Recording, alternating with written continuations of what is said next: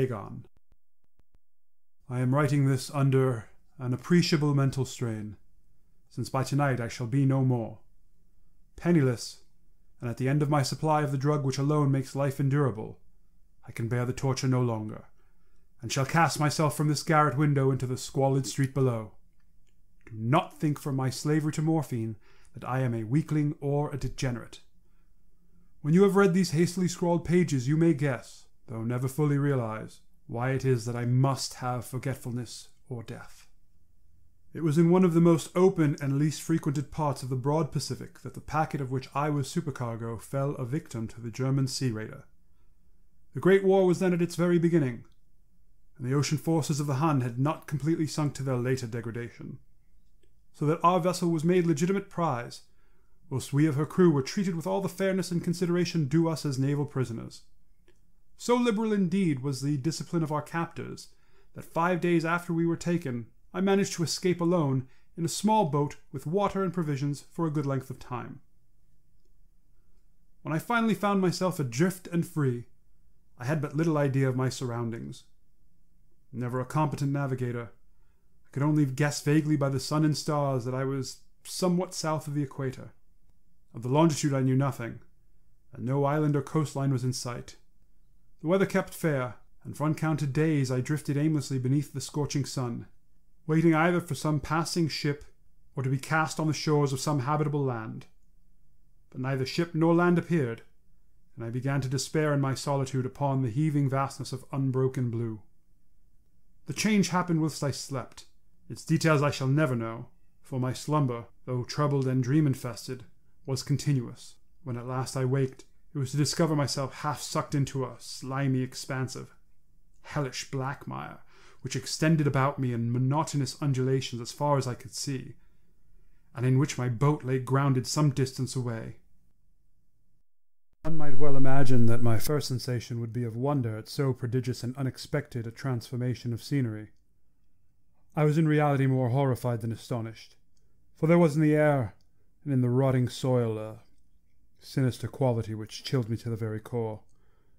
The region was putrid with the carcasses of decaying fish, and of other less describable things which I saw protruding from the nasty mud of the unending plain.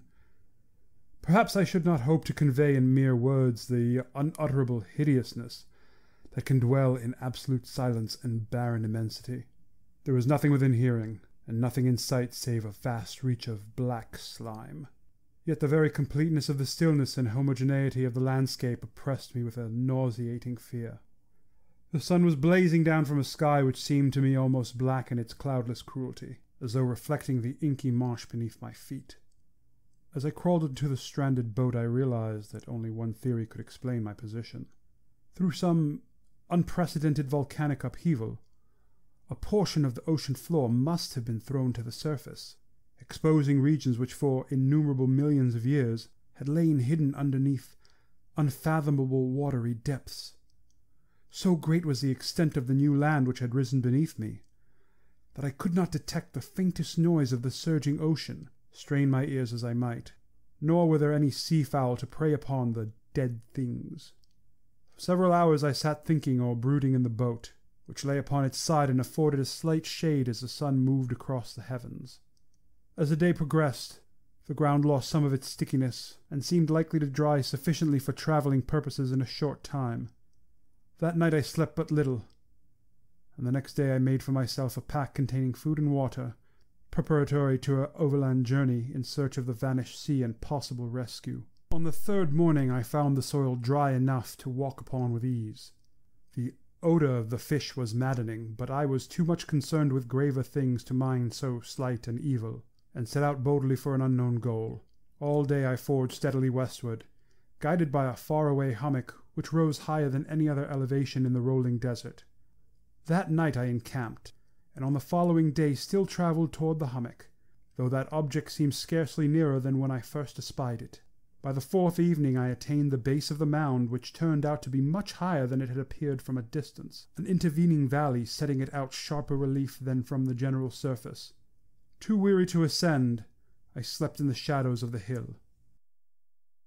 I know not why my dreams were so wild that night, But ere the waning and fantastically gibbous moon had risen far above the eastern plain, I was awake in a cold perspiration, determined to sleep no more. Such visions as I had experienced were too much for me to endure again, and in the glow of the moon I saw how unwise I had been to travel by day. Without the glare of the parching sun, my journey would have cost me less energy. Indeed, I now felt quite able to perform the ascent which had deterred me at sunset. Picking up my pack, I started for the crest of the eminence. It is said that the unbroken monotony of the rolling plain was a source of vague horror to me. But I think my horror was greater when I gained the summit of the mound and looked down to the other side into an immeasurable pit or canyon whose black recesses the moon had not yet soared high enough to illuminate. I felt myself on the edge of the world, peering over the rim into a fathomless chaos of eternal night. Through my terror ran curious reminiscences of Paradise Lost, and of Satan's hideous climb through the unfashioned realms of darkness. As the moon climbed higher in the sky, I began to see that the slopes of the valley were not quite so perpendicular as I had imagined.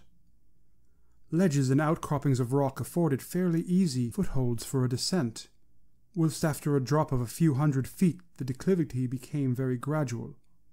Urged on by an impulse which I cannot definitely analyze, I scrambled with difficulty down the rocks and stood on the gentle slope beneath, gazing into the Stygian depths where no light had yet penetrated. Once my attention was captured by a vast and singular object on the opposite slope, which rose steeply about 100 yards ahead of me, an object that gleamed whitely in the newly bestowed rays of the ascending moon. That it was merely a gigantic piece of stone I soon assured myself, but I was conscious of a distinct impression that its contour and positions were not altogether the work of nature. A closer scrutiny filled me with sensations I cannot express, for despite its enormous magnitude, and its position in an abyss, which had yawned at the bottom of the sea since the world was young, I perceived beyond a doubt that the strange object was a well-shaped monolith, whose massive bulk had known the workmanship, and perhaps the worship, of living and thinking creatures. Dazed and frightened, yet not without a certain thrill of the scientist's or archaeologist's delight, I examined my surroundings more closely. The moon, now near the zenith, shone weirdly and vividly above the towering steeps that hemmed in the chasm, and revealed the fact that a far-flung body of water flowed at the bottom, winding out of sight in both directions, and almost lapping my feet as I stood on the slope. Across the chasm, the wavelets washed the base of the Cyclopean monolith, on whose surface I could now trace both inscriptions and crude sculptures. The writing was in a system of hieroglyphics unknown to me, and unlike anything I had ever seen in books, consisting for the most part of conventionalized aquatic symbols such as fishes, eels, octopi, crustaceans, mollusks, whales, and the like. Several characters obviously represented marine things which are unknown to the modern world, but whose decomposing forms I had observed on the ocean-risen plain. It was the pictorial carving, however, that did most to hold me spellbound. Plainly visible across the intervening water on account of their enormous size, were an array of bas-reliefs whose subjects would have excited the envy of Doré. I think that these things were supposed to depict men. At least, a certain sort of men, though the creatures were shown disporting like fishes in waters of some marine grotto, or paying homage to some monolithic shrine which appeared to be under the waves as well. Of their faces and forms, I dare not speak in detail, for the mere remembrance makes me grow faint. Grotesque beyond the imagination of a Poe or a Bulwer, they were damnably human in general outline despite webbed hands and feet, shockingly wide and flabby lips, glassy bulging eyes, and other features less pleasant to recall. Curiously enough, they seemed to have been chiseled badly out of proportion with their scenic background, for one of the creatures was shown in the act of killing a whale represented as but little larger than himself. I remarked, as I say, their grotesqueness and strange size, but in a moment decided that they were merely the imaginary gods of some primitive fishing or seafaring tribe, some tribe whose last descendant had perished eras before the first ancestor of the Piltdown or Neanderthal man was born. Awestruck at this unexpected glimpse into a past beyond the conception of the most daring anthropologist, I stood musing while the moon cast queer reflections on the silent channel before me. Then suddenly I saw it, with only a slight churning to mark its rise to the surface.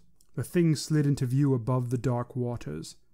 Vast, Polyphemus-like, and loathsome, it darted like a stupendous monster of nightmares to the monolith, about which it flung the gigantic scaly arms, the while it bowed its hideous head and gave vent to certain measured sounds.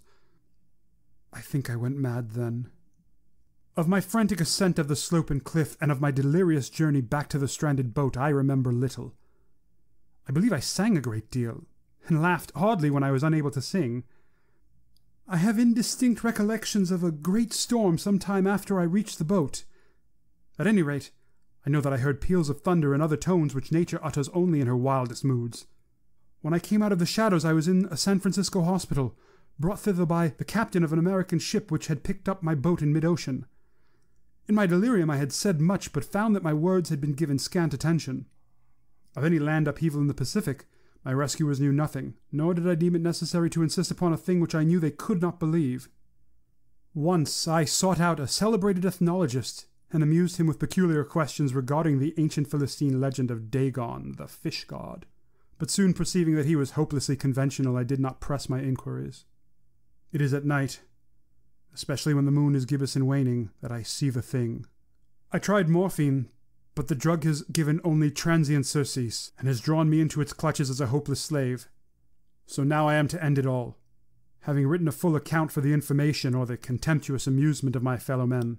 Often I ask myself if it could not at all have been a pure phantasm, a mere freak of fever as I lay sun-stricken and raving in the open boat after my escape from the German man-of-war.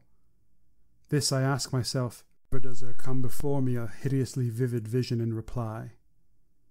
I cannot think of the deep sea without shuddering at the nameless things that may at this very moment be crawling and floundering on its slimy bed, worshipping their ancient stone idols, and carving their own detestable likenesses on submarine obelisks of water-soaked granite. I dream of a day when they may rise above the billows to drag down in their reeking talons the remnants of puny war-exhausted mankind, of a day when the land shall sink, and the dark ocean floor shall ascend amidst universal pandemonium. The end is near. I hear a noise at the window, as of some immense slippery body lumbering against it. It shall not find me. God, that hand! The window! The window! End of Dagon. Recorded by Salim Jamil, New York City, 2019.